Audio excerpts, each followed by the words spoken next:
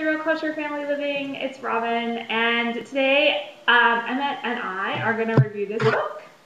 We're going to review Health Food Junkies by Dr. Stephen Bratman, Orthorexia Nervosa, Overcoming the Obsession with Healthful Eating. If you YouTube orthorexia, you're going to come up with a million hits. And this is a really very hot topic. There was an ABC spot by John Stossel about this. Even though this book was published 10 years ago, I think that the ABC spot is considerably more recent than that. I was introduced to the concept because I follow some alternative nutrition people who were making fun of the ABC spot and saying that John Stossel and that Dr. Bratman are in bed with corporate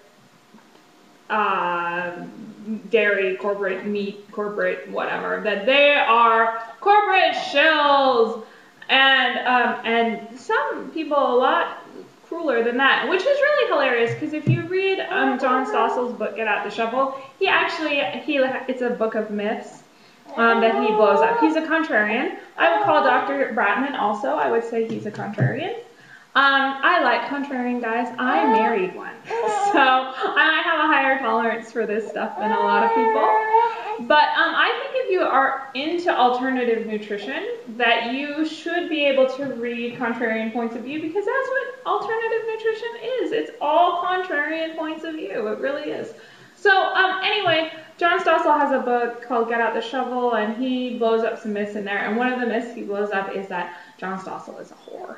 And I get really suspicious anytime I view an argument, and the argument consists of the person on the other side of this argument is evil. They are immoral, and therefore they're wrong. Because that doesn't really address their argument very well. And so as soon as I heard that, I ran right out and I got this book, and I'm really glad I did, because it really makes you think. Dr. Bratman is an alternative medicine guy. He's an MD, but he practiced holistic medicine, natural medicine, and he sees a lot of obsession with healthful eating. He defines obsession with healthful eating as thinking about food more than 3 hours a day, planning your food tomorrow's food today, or the food for other days today, a reduced social contact due to your food thing, and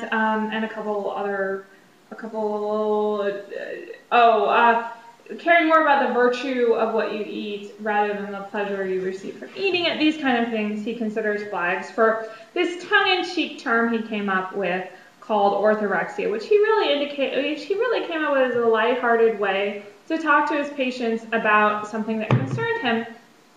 And if you read the cover of this book, it does not come off as lighthearted. It comes off as very self-serious. So certainly don't judge this book by its cover. It's one of the worst covers of a book I've ever seen. I mean, it's a pretty color, I guess, but the back is just sickeningly self-serious. So get past that, read the book anyway, open your mind to an alternative, contrarian point of view. Really see if you can absorb what Dr. Bratman is saying, which is that healthy eating should not be an all-encompassing job. Now, if you're a mother with a family of 6, cooking really is an all-encompassing job. So I don't necessarily agree that thinking about food 3 hours a day is a warning sign if you're thinking about food for 6 people, because I mean, that's my job. My job is feeding my family and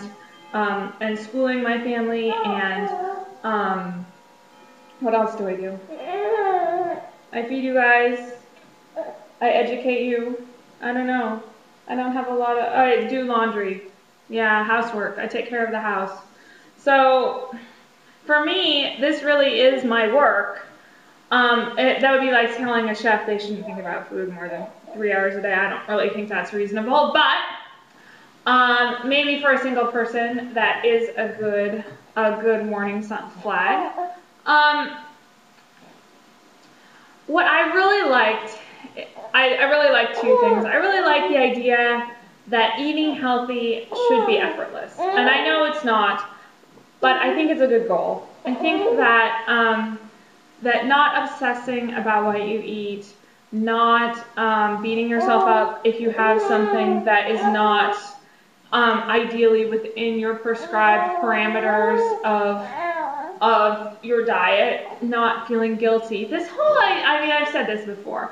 This whole idea that food is attached to virtue is very deeply ingrained in the human being, and that there are foods that if you eat them, you are more moral, you're a better person, and then there are foods that if you eat, you're just bad. Those are wicked foods, and they will make you wicked.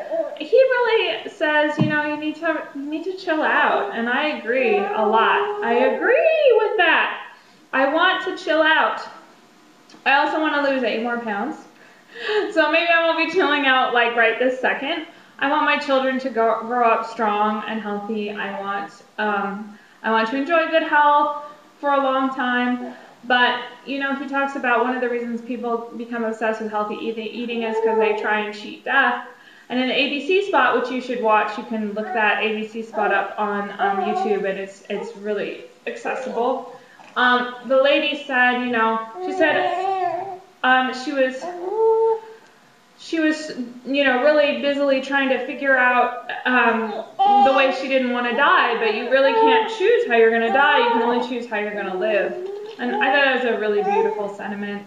Dr. Bratman wants people to eat healthy, to be sure. He is a doctor. He is a doctor who believes strongly in the power of nutrition, and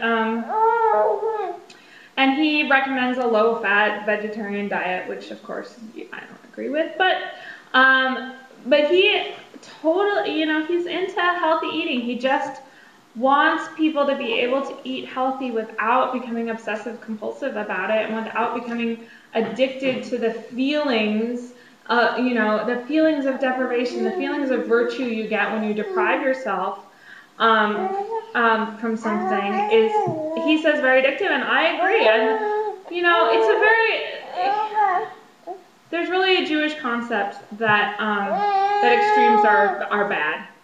And I wish I could remember a source for that and tell it to you. If you know one, you can put it in the box below for me. But extremes are not good.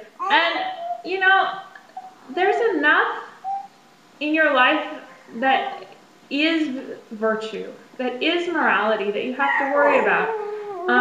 Are you visiting the sick? Are you a force for good in your community? However you define that. Are you giving to charity?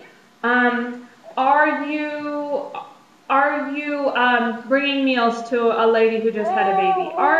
There's all these things that you can do that do make you a good person, that do increase your virtue. And if you're so worried about your nutrition that you can't focus on those things, that's really a problem. Even in your own family, are your children growing up to be virtuous people? You know, not are they growing up to be good eaters? Do they never have sugar? No. Are they going to be good people? And the nice thing about this book, the thing that I really appreciate about this, is that I've really been obsessing over Shabbat, because I want Shabbos to be sweet for my children. I want it to be literally sweet for my children. I want them to think back and have a multimedia memory experience that goes with them into adulthood that they won't possibly be able to abandon because of the smells of Shabbos, and because of the taste of Shabbos, and because everything about Shabbos is keeping them tied to God. You know, that the Shabbos is keeping the Jews, right? Shabbat keeps people in a relationship with Hashem. So I really want that for my kids, and one of the ways I think that is best to do that is to have treats. And so this book really let me, you know, relax, have a treat, go have a treat. I'll talk to you later. See you in the next video. Bye.